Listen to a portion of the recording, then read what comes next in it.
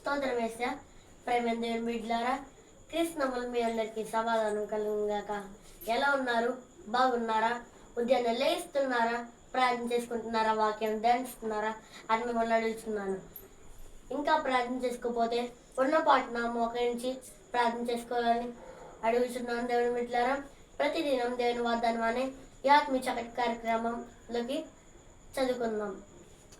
ఎల్లప్పుడూ ప్రభునందు ఆనందించుడి, మరలా చెప్పును ఆనందించుడి. ఫిలిప్పి 4:4. గనుక దేవుని బిడ్డలారా, ఈ వాక్యం మనకి ఏం తెలియజేస్తుందంటే, మన శ్రమంలో ఉన్నామా, ఇబ్బందుల్లో ఉన్నామా, కష్టాలు ఉన్నామా, ఎన్ని ఇబ్బందుల్లో నష్టాల్లో ఉన్నామా, దేవుడు మన తోడు ఉంటే, మన దేవుని యందు ఆనందించేవారుగా ఉంటే దేవుడు మనకు సాయం చేస్తాడని ఈ కొద్ది మాటలు దేవుని తెలిసింది కాక. ఆమెన్. ప్రార్థన చేసుకున్నాం. స్తోత్రం మెస్సయ్యా, ఈరోజు చోని కొందనాలు. ప్రతిదినం దేవుని వాగ్దానం అనే ఆత్మీయ చక్కటి కార్యక్రమం మాకు ఇచ్చోని కొందనాలు.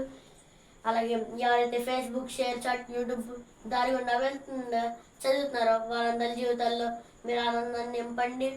ఎవరైతే పెళ్లి రోజులు, పుట్టినరోజులు జరిపించుకుంటున్నారో వారందరినీ ఆశీర్వదించండి.